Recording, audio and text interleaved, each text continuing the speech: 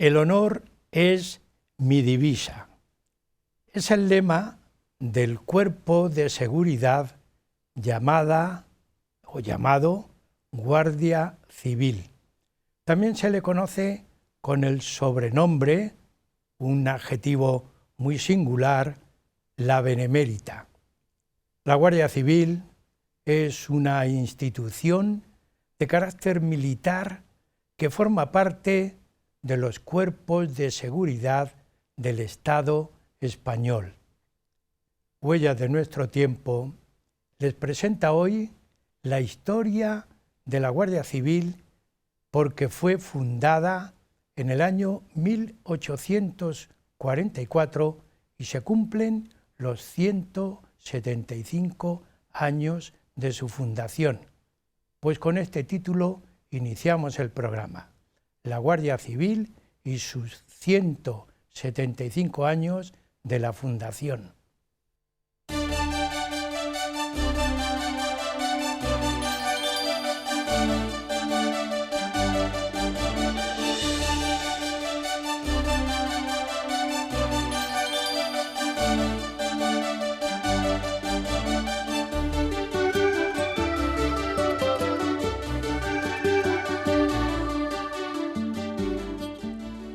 La Guardia Civil fue fundada el 12 de mayo de 1844 por don Francisco Javier Girón, duque de Ahumada. Nos estamos situando históricamente en la época de la reina Isabel II. La Guardia Civil ha tenido una distinción especial como cuerpo, porque ellos han asumido también un espíritu especial. Se distingue por la disciplina, el ejercicio, el sacrificio y algo muy llamativo, el espíritu benemérito. La Guardia Civil cumple 175 años de su fundación, pero estuvo presente desde el siglo XIX en toda la vida española. Estuvo en Cuba, en Filipinas, en Marruecos, en Guinea y en todo ese cúmulo de acontecimientos históricos y menos históricos que cubrió la época desde el siglo XIX hasta la época actual en España. Hablamos de la historia de la Guardia Civil. Tenemos a dos especialistas. Tenemos por un lado a don Juan Gómez Díaz, de la Cofradía Internacional de Investigadores de Toledo, historiador y académico correspondiente de la Academia de Bellas Artes y Ciencias Históricas de Toledo. Yo le agradezco, Juan, que hayas venido al programa con uno de estos trabajos tuyos de investigación que lo estás divulgando y difundiendo con motivo del 175 años de la fundación de la Guardia Civil en distintos foros en España. Yo te agradezco que hayas venido al programa, Juan. Por nada, es un placer estar aquí contigo. Y tenemos también la dicha de contar con un Guardia Civil, como está mandado, diríamos. Don Adriano Palacios Crespo, teniente coronel de la Guardia Civil retirado, un hombre que ha cubierto todas las etapas que puede hacer un militar, además un profesional en la vida profesional, desde ser guardia, así sin más, diríamos guardia raso, hasta llegar a conseguir alcanzar el empleo de teniente coronel. Eso es un reto. Don Adriano, ¿cómo lo ha conseguido? A base de esfuerzo y no dormirme. Esfuerzo y no dormirse. Amigos, son mensajes que ya queremos ir repitiendo nosotros en el programa. La Guardia Civil no se duerme y la Guardia Civil está en esfuerzo permanente y continuo. Pues don Adriano no solamente es Guardia Civil, es, diríamos, un inquieto artista Yo casi le podría decir un investigador de esos que no tienen títulos, aunque tiene un título, porque es escultor, pintor, escultor, dedicado a la escultura, es técnico superior de la Escuela de Bellas Artes de Toledo, de la escuela de nuestros toledanos la van a situar, la Escuela Antigua de Artes y Oficios Artísticos. Hoy ya no se llama de esa manera, pero ahí adquirió él también su titulación, hasta el extremo que luego hablaremos del monolito de los 175 años de la Guardia Civil, de la Fundación, que es obra suya, el monolito. Así que don Adriano también, muchas gracias por estar en el programa y que continúe no durmiendo, esforzándose en otro capítulo de su vida. Así que muchas gracias por estar con nosotros. Muchas gracias a usted por invitarme. Y entonces, amigos, empezamos con el programa. Juan, ¿dónde nos situamos? ¿Dónde prefieres tú que nos situemos para iniciar este programa? Pues creo que el perfil que hay que elegir es siglo XIX, una situación caótica, económica y política, y que había fracasado la implantación de una policía estatal. Los dos intentos serios que hubo para crear una policía después de la Constitución de 1812, la de José Bonaparte y de Fernando VII, por diversas circunstancias fracasaron. Ante eso, el gobierno del general Narváez decide crear un cuerpo de seguridad. Para ello, se dicta el decreto de 26 de enero de 1844 en el que se organiza ese cuerpo de seguridad, todavía sin denominación. Posteriormente, el 28 de marzo, se crea el Cuerpo de Guardias Civiles. Así era la denominación de nuestra querida Guardia Civil. Posteriormente, en abril, se encarga de la organización al duque de Ahumada, todavía no como inspector ni como director general del cuerpo, sino como organizador. Y llegamos al 13 de mayo de 1844, con el gobierno del general Narváez, en que se dicta el decreto de creación de la Guardia Civil. Posteriormente hay otra fecha, hay dos fechas posteriores que también conviene resaltar, la del 1 de septiembre, donde ya el duque de Ahumada es designado inspector general del Cuerpo de Guardias Civiles.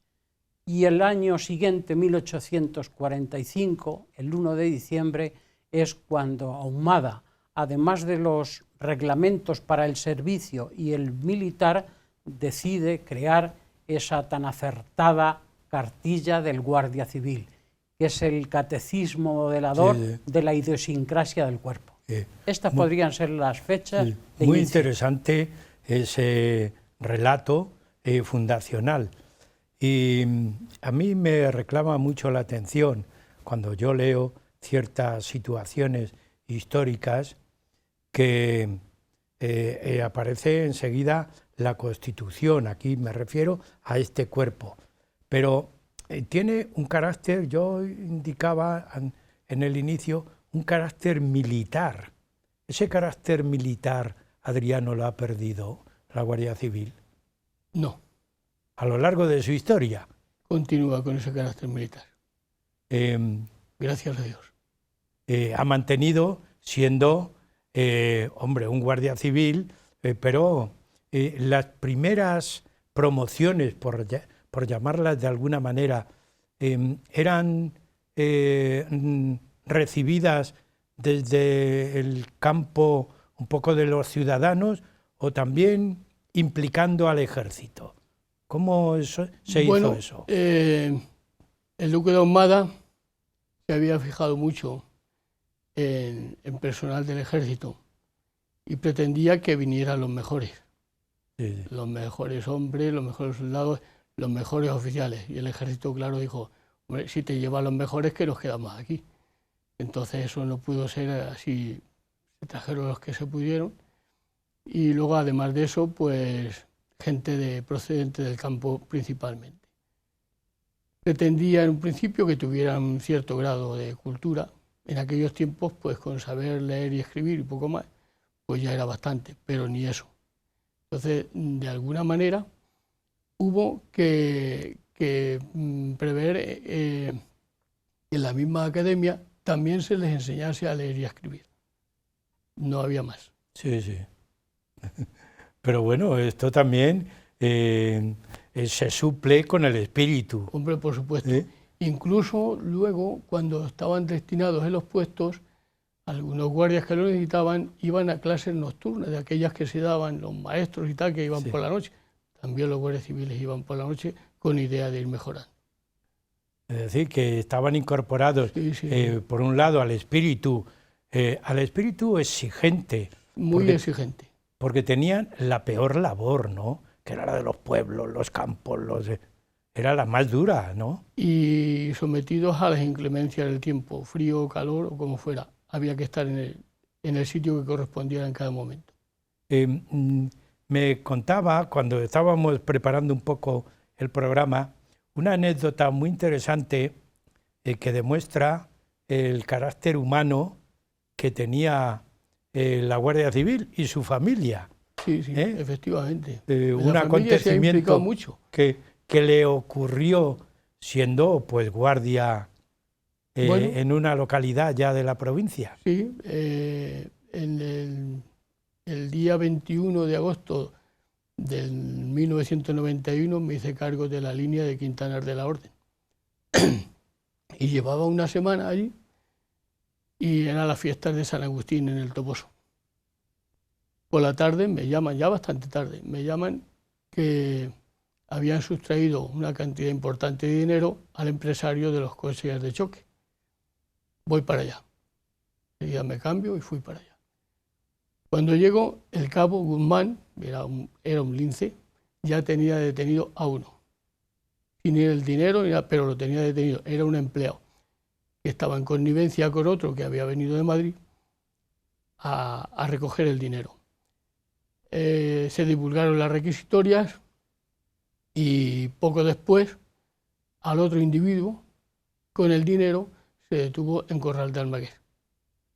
Bueno, pues se hizo cargo del tema el Policía Judicial de Villacañas y ya hubo que esperar en el Toboso a que vinieran ellos después de haber tomado declaración al que había sido detenido en Corral de Almaguer. Llegaron allí, bueno, se nos hizo muy tarde. Entonces había que comer algo porque ya era de noche y tal. Entonces la mujer del cabo nos preparó cena para todos, incluso para los detenidos. Y los detenidos comieron en la misma mesa que nosotros. Claro, no se les podía separar. No se les podía separar, pero bueno, ya. Y ahí estuvo. Y me acuerdo que alguien le dijo, luego diréis por ahí que os tratamos mal. No, eso expresa el sentido humano. Juan, ese sentido humano tenía que estar reflejado en los decretos fundacionales. Por supuesto. ¿Cómo se movió históricamente ya la Constitución por decreto? Sí. Antes hablaba de la fecha de 28 de marzo, y como has hecho alusión al espíritu militar de la Guardia Civil, a sus ordenanzas, hay que decir que el decreto de 28 de marzo crea una Guardia Civil civil, no militar. Es decir, se fija en la policía inglesa, los bobbies, llamados bobbies porque el fundador fue Robert Peel, pero no militar. Pero esa idea, los moderados, entonces el general Narváez, el Partido Moderado y parte de los progresistas, no ven con buenos ojos esa Guardia Civil civil. Quieren una Guardia Civil militar fijándose en la gendarmería francesa que hiciera Napoleón. A partir de ahí, el 13 de mayo, cuando se crea la Guardia Civil, se constituye una Guardia Civil militar, procedente del ejército. Los oficiales son todos del ejército. Ahumada era militar, había combatido a las órdenes de Narváez y tal vez por esta razón el general Narváez le encomendó la inspección general de la Guardia Civil. Después vinieron los decretos, el despliegue. Una de las primeras se dividieron en tercios, 12 tercios peninsulares, más el de Baleares y Canarias, una palabra muy bonita y muy militar para los españoles, lo de tercio. Se constituyeron, como digo, 12 tercios en la península, siendo el primero, uno de los primeros, el de Toledo. Nuestro fue que en las diferentes épocas ha abarcado Toledo, Ciudad Real, Cuenca, hasta el último que desapareció, que era Toledo y Ciudad Real. Hoy esos tercios han desaparecido y se han constituido las zonas. Hay tantas zonas como comunidades autónomas. ¿Y todo eso estaba establecido en el decreto fundacional? No, en el decreto, esto hay, la creación de los tercios sí. Eso iba estaba en los decretos fundacionales y en el texto. Después los de las zonas, esto es resultado del Estado autonómico. Toledo dice Juan que estaba establecido por zonas o por tercios. Tercios. Las zonas son a partir de la creación del Estado autonómico, cada autonomía se denomina zonas. Y los tercios, Adriano, no sé, dice Juan, este es un término que nos gusta a nosotros, porque claro, nos acordamos de los tercios de Flandes y de...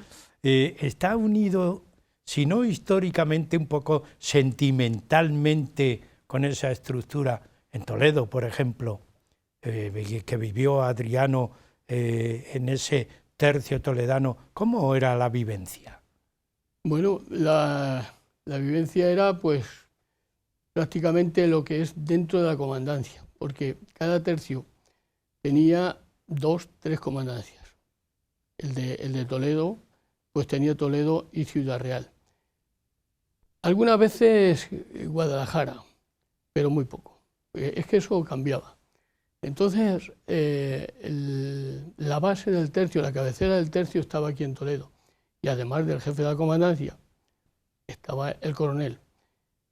Con él teníamos poca relación, porque esa relación era más bien a nivel mando. O sea, sí sabíamos que era el tercio, pero la relación era poco, porque todo eso era a nivel de planes mayores.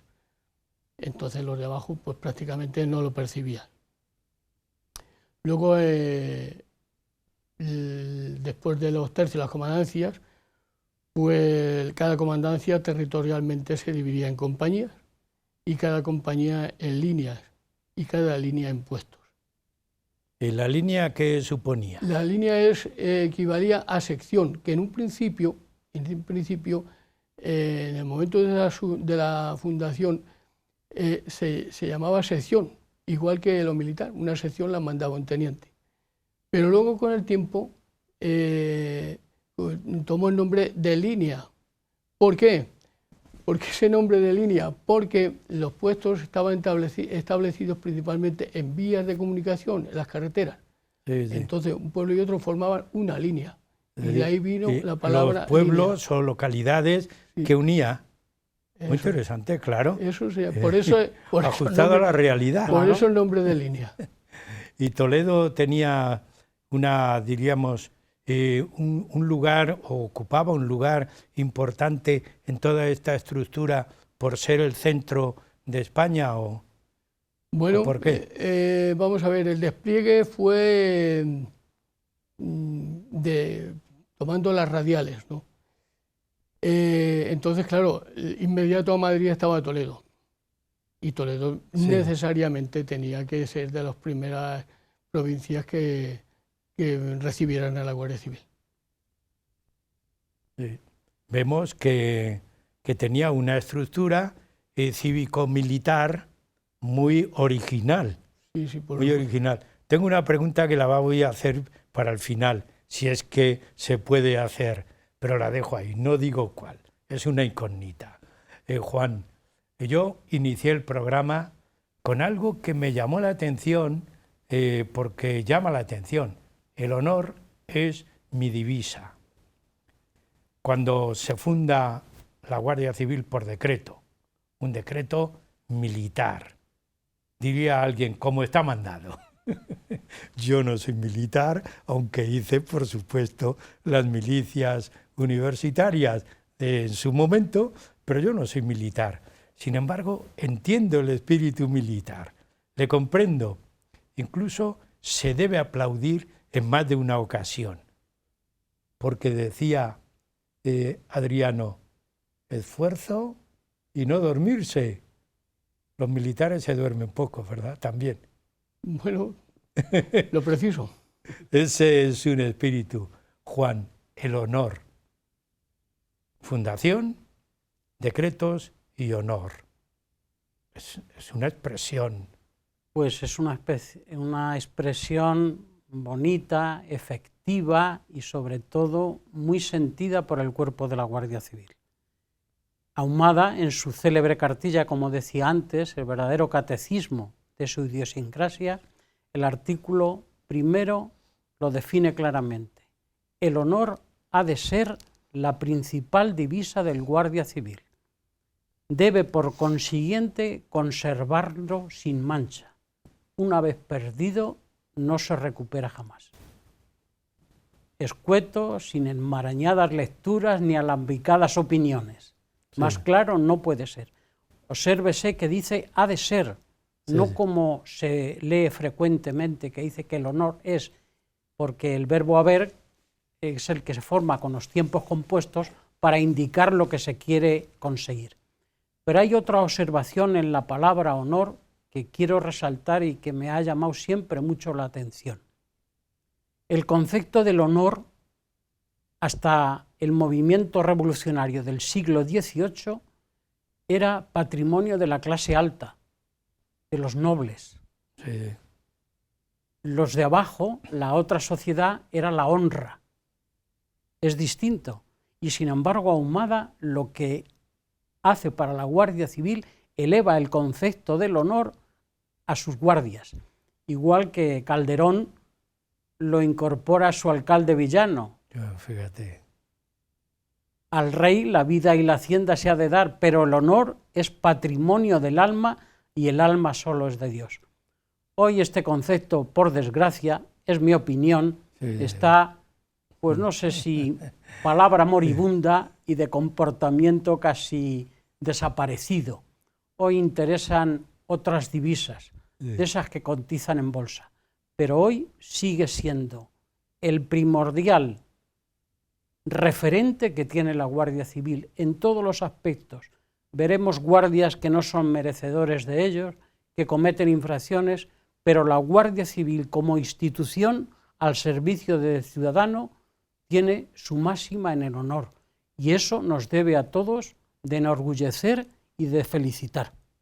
El honor es mi divisa. Qué bonito, Adriano. Precioso.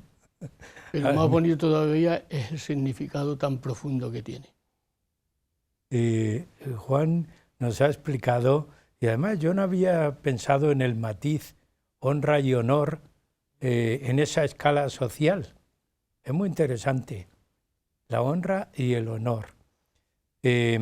Algún guardia civil, por honor, en su época de guardia y de oficial y de jefe, porque tuvo todos los empleos, ¿faltó al honor? Que yo sepa, no. No. O sea, que eso estaba arraigado totalmente. En mí sí. O creo que sí. Pero, y por regla general, sí, la gente con la que he estado conviviendo, por regla general también. Por regla general. Sí. Puede haber algún caso, sí, pero por regla general también. Yo había dicho que eran ideales en la Guardia Civil, y con ello hacemos una pequeña pausa, el espíritu benemérito. Cuando yo pensé eso, porque he leído un poco, como siempre, ¿qué significa el espíritu benemérito, Juan? Pues el espíritu benemérito, volvemos a Ahumada, sí, en uno de sus artículos dice, se encarga que el guardia civil esté pendiente de todos los acontecimientos catastróficos para socorrer a todas las personas. Eso antes de la titulación como benemérita. La titulación como benemérita a lo largo del tiempo fue en el año 1929, cuando el rey Alfonso XIII le concedió la Gran Cruz de la Orden de la Beneficencia, y desde entonces se constituye la Guardia Civil como una institución benemérita, y así nos gusta llamarla, porque además de perseguir al delincuente y al delito, está en favorecer al necesitado, sí, y a todo el que necesite la ayuda de los guardias. El término es muy atractivo, ¿eh? El mérito bueno, el benemérito. El benemérito. Y de ahí la benemérita. Exacto. Título que le da originalidad al cuerpo. Llegamos a la mitad del programa. Yo quiero cumplir con nuestro compromiso con el reloj. Hacemos un pequeñito descanso, un breve descanso, y seguimos, porque vale la pena destacar todos estos conceptos tan importantes y a la vez tan entrañables, ¿verdad?, para la vida nacional, porque estamos hablando de la vida de la nación española. Amigos, un descanso y seguimos con ustedes en Huellas de nuestro tiempo.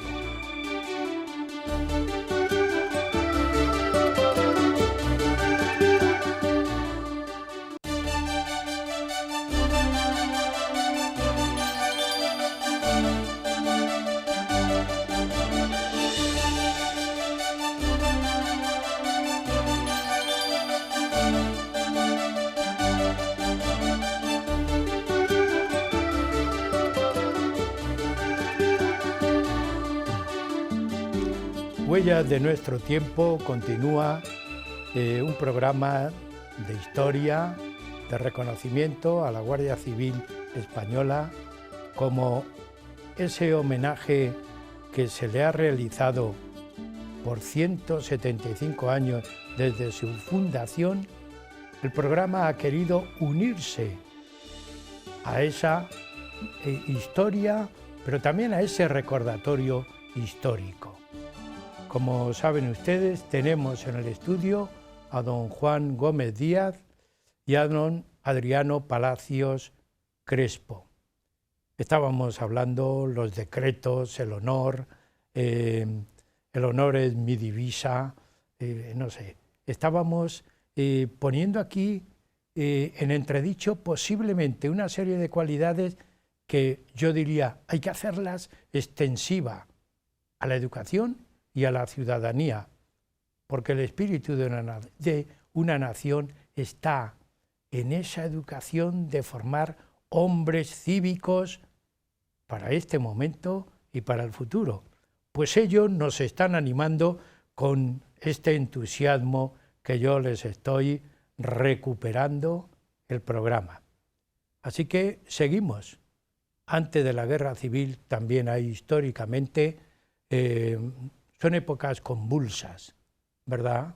Los años 30, 1930 y siguientes, la Segunda República, Alfonso XIII, que tiene que marcharse, el hombre un poco abatido por todos los acontecimientos. ¿Cómo está la Guardia Civil en esos momentos? Juan y Adriano. Pues yo creo que será conveniente que en el decreto fundacional, a la vista del texto del decreto fundacional, nos va a ilustrar cómo estaba, no en esa época, sino en todas. El decreto fundacional dice que la Guardia Civil se creó para la conservación del orden público, para la protección de personas y bienes dentro y fuera de las poblaciones y para el auxilio de la ejecución que las leyes demanden. En ese tema de las leyes es donde el pueblo, lógicamente, ve en la Guardia Civil un enemigo y le tiene a lo largo del tiempo, porque es el que ejecuta las leyes a las órdenes del gobierno. Eso crea en la sociedad española un ambiente hostil a la Guardia Civil, aunque se reconoce su labor, pero cualquier cosa que un juez disponga de un embargo o un lanzamiento de bienes y el que lo ejecuta es la Guardia Civil, crea un ambiente. Ese ambiente pues estaba en los primeros años antes de la república muy acentuado. Y de hecho, cuando llega a la República, la Guardia Civil se pone al servicio del gobierno republicano, pero la confianza no es mutua. Y en el 36, en agosto, desaparece la Guardia Civil. Es la única vez a lo largo de la historia que desaparece con tal nombre y se convierte en Guardia Nacional Republicana, al mando del general Sanjurjo. En ese tiempo en esa situación está poco tiempo, poco más de un año, porque tampoco eso resuelve el tema y desaparece la Guardia Civil y se crea el Cuerpo de Seguridad Interior.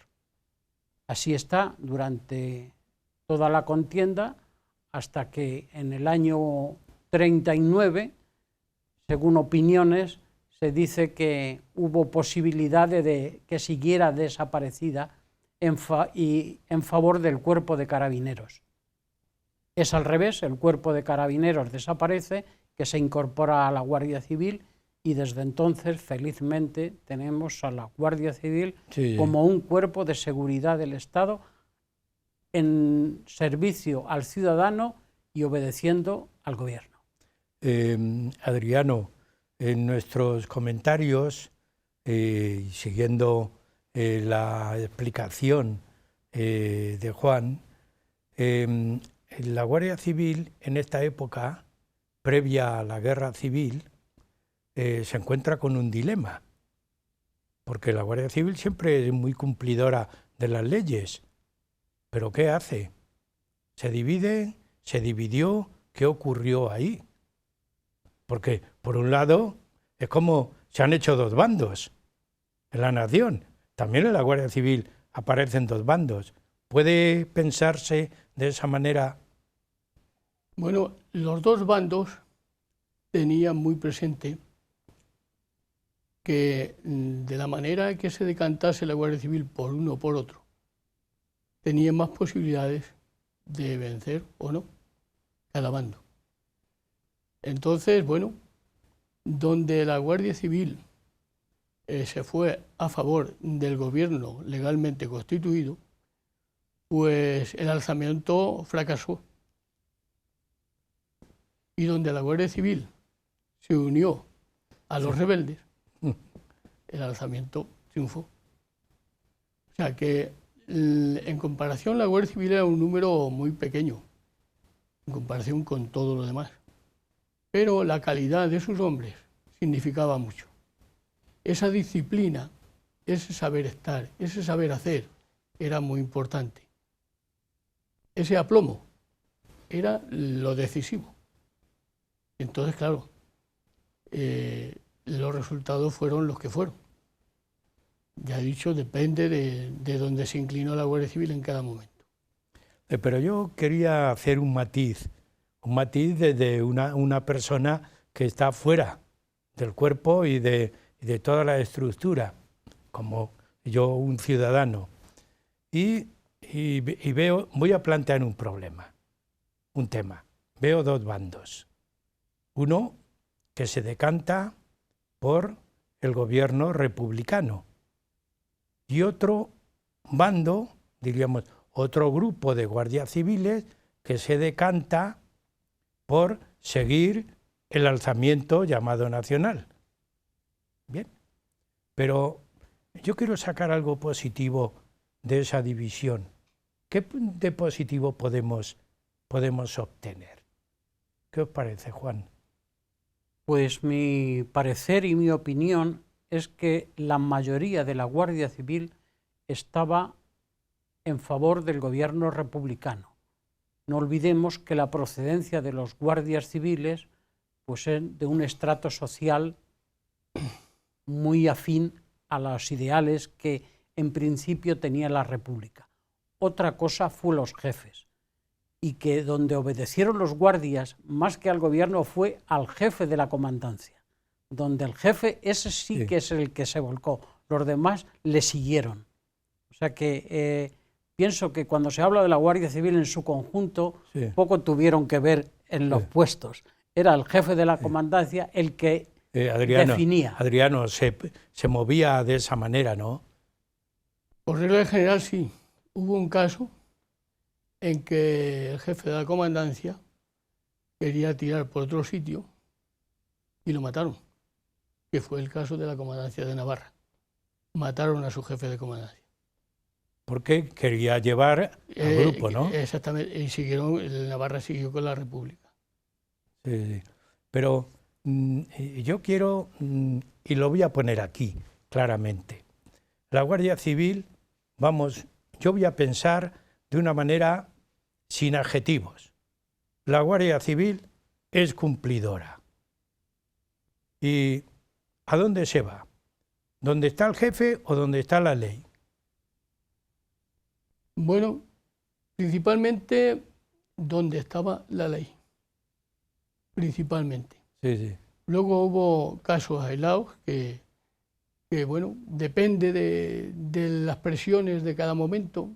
Hay que pensar que esas circunstancias con tanta presión por un lado y por otro, tanto desencanto, de alguna manera tuvo que ser un momento muy, muy difícil para decidirse por una cosa o por otra. Incluso algunos, convencidos de que, bueno, tenían razón, ellos tenían razón, los de otro bando, dicen, bueno, esto está legalmente constituido, tengo que atenerme a lo establecido legalmente. Aunque pues, su pensamiento era el otro. Sí. En cualquier momento puede ocurrir lo mismo. Es decir, un guardia civil puede tener una tendencia política ABC, pero cuando está cumpliendo... Hay que cumplir. La ley. La ley. Es decir, un ejemplo lo tenemos en el coronel Aranguren, en Barcelona, un hombre cristiano, creyente, de comunión diaria, y se puso al servicio de la República, aunque no le gustaba la República, los conceptos de la República, claro. Pero él, como guardia civil, se puso a las órdenes del gobierno de la Generalitat. Eso es otro, diríamos, otro factor importante en beneficio del cuerpo de la Guardia Civil. De tal manera que a uno le pilló en el Alcázar de Toledo y a otro le pilló fuera. En Barcelona, por ejemplo. Barcelona. Pero hay episodios de esos importantes, aunque sea un recordatorio así muy sencillo, episodios donde los protagonistas fueron la Guardia Civil, en la Guerra Civil, me refiero. Adriano, solamente citarlos, destacarlos. Pues tenemos el Alcázar, Santuario de la Virgen de la Cabeza, Oviedo. O sea, que son puntos importantes que habría que reconocer. Donde ofrecieron mucha resistencia. Sí. Que cuando se hace la historia, ¿verdad?, se relata la historia, había que ser muy objetivos en estos casos. Y no decir, eran contrarios, eran amigos o eran enemigos, sino objetivos y decir, eran cumplidores de una ley. Y esto enriquece a la persona y al cuerpo. Bueno, pues estamos en esta segunda parte del programa. Hemos visto históricamente la Guardia Civil ha tomado cuerpo. Después de la Guerra Civil ya se consolida. ¿Podríamos hablar de esa manera, Juan? Que después de la Guerra Civil Española se consolidó la Guardia Civil. Por supuesto, totalmente. Los primeros años fueron unas dudas hasta que ya se constituye el cuerpo como tal, con un marcado acento militar. De hecho, el director general de la Guardia Civil, hasta la implantación de la democracia, era un teniente general del Ejército. Y el Estado Mayor de la Guardia Civil era militar. El subdirector general de la Guardia Civil era ya un general de la Guardia Civil, un general de división, pero los mandos eran puramente militares. Estamos viendo algunas imágenes muy ilustrativas. En bicicleta, la Guardia Civil en bicicleta, pero también la Guardia Civil en otros momentos a caballo. Ahí tenemos, a caballo. Sí, es una pintura. Sí. Pero eso era diferente el Guardia Civil que iba a caballo que el de a pie, considerado dentro de la estructura. Adriano, ¿tenía doble consideración o cómo se trataba eso? Yo lo que he vivido, Sí. realmente estuve en un puesto de caballería donde estaba mi padre y no siempre salían a caballo. Salían a caballo y a pie, depende, Sí. donde fuera. Pero el caballo, ¿de quién era? ¿Del guardia o del cuerpo? El caballo era del cuerpo. Inicialmente, Y lo que pasa es que luego, dependiendo de la edad del caballo sí, y de los años que estuviese ese caballo adjudicado a un determinado guardia, sí, podía pasar a su propiedad. eso está muy bien. Es como decir, lleva la bicicleta, cuando se retira, puedes llevarte la bicicleta. A ver, Juan. En principio A ver. había una diferencia. Sí. Eran guardias civiles de caballería Sí, y guardias civiles de infantería. Eso estaba matizado Sí. totalmente. Y en los puestos había un número determinado de guardias de infantería y otros de caballería. Escuadrones, que es como se llama en caballería, pues en la asignación que tuvo Toledo como comandancia al principio, pues tenía un escuadrón de caballería distribuido en tantos puestos, pero en principio era distinto. No, es muy interesante ese matiz porque hay una diferenciación dentro del propio cuerpo y casi se ve con lógica, ¿no? Porque claro, el acceso a pie no es lo mismo que el acceso a caballo cuando tengan que recorrer pues caminos y carreteras. Pero hoy ahí, Juan, querías decir algo. Quería decir que eso ha desaparecido Sí. en la actualidad. Un guardia civil Sí. es un guardia civil. Uno de la agrupación de tráfico, Sí. que por cierto este año cumple 60 años, La los guardias agrupación. civiles de tráfico, hemos visto algunas fotos, Sí, sí. son exactamente iguales, guardias civiles, sin ninguna división de ningún tipo. Es igual un guardia civil de un puesto perdido en la sierra que el que está en la dirección general de servicio en la puerta. Estamos viendo ahí imágenes que ilustran qué servicios tiene la Guardia Civil, Adriano, porque hoy está en múltiples situaciones. Bueno, desde los años 50,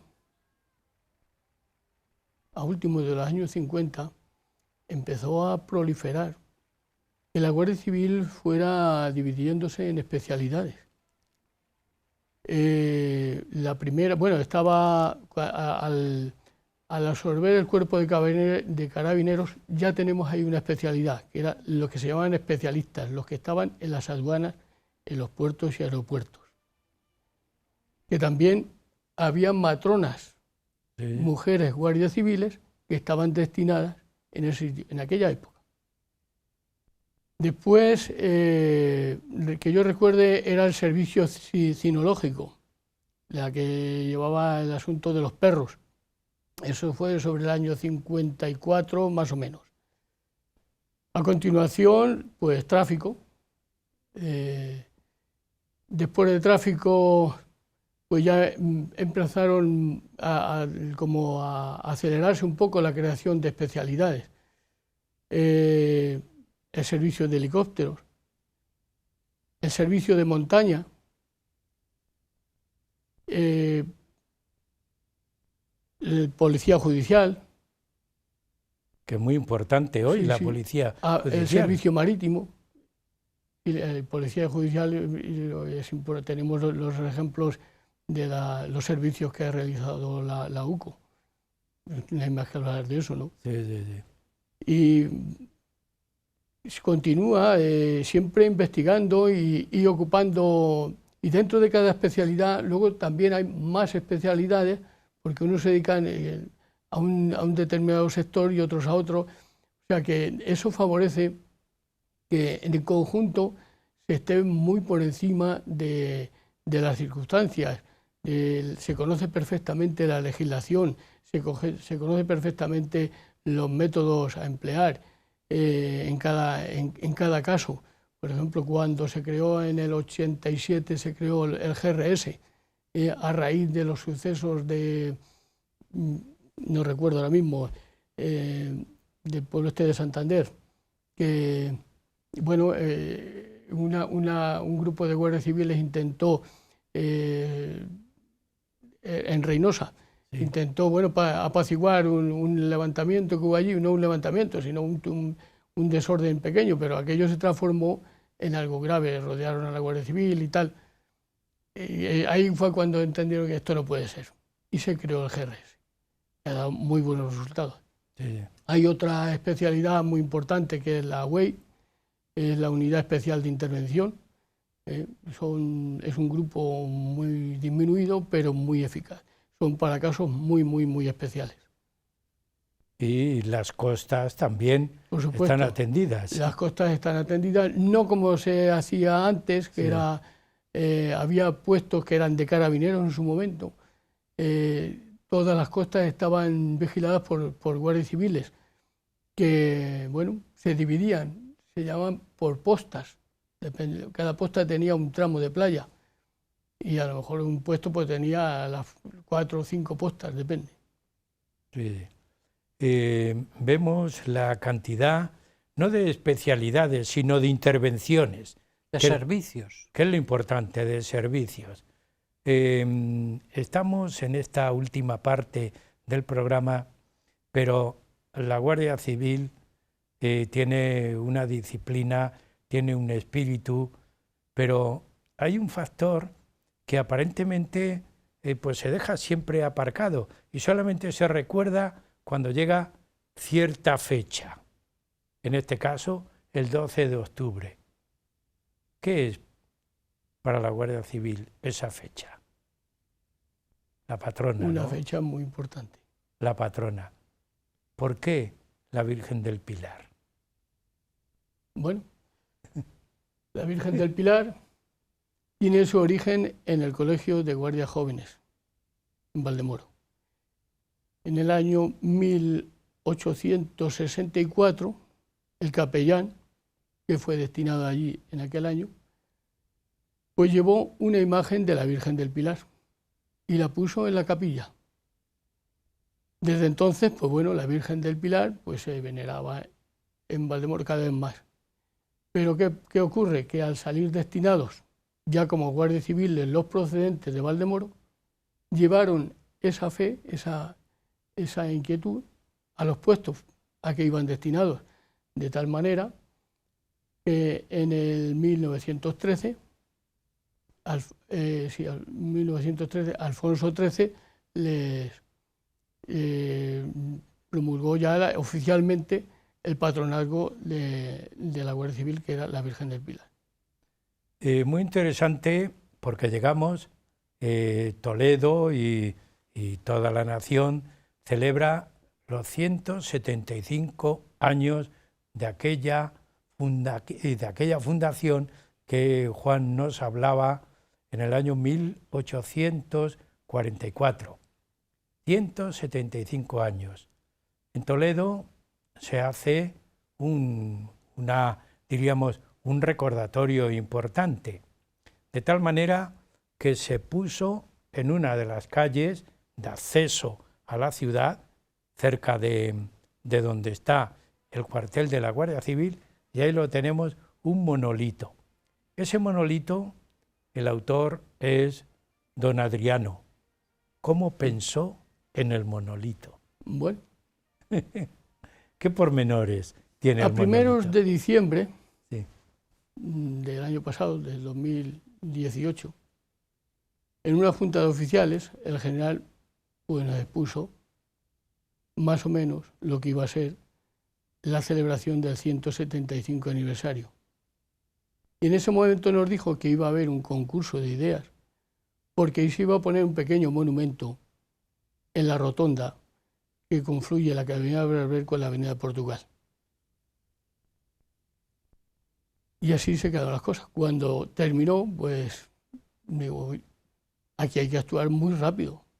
Un concurso de ideas. Lo que eso supone, de tiempo, porque sí, tiene trámites. Luego, el que se quede lo tiene que hacer. También necesita tiempo. Digo, aquí hay que moverse muy rápido. Al día siguiente le presenté al general un boceto. Era un monolito, que la base estaba un poquito adelantada y sobre esa base un sombrero. Sí, ahí está. Un sombrero. Bueno. Digo, esta es mi idea. Y lo vio y se acabó el concurso de ideas.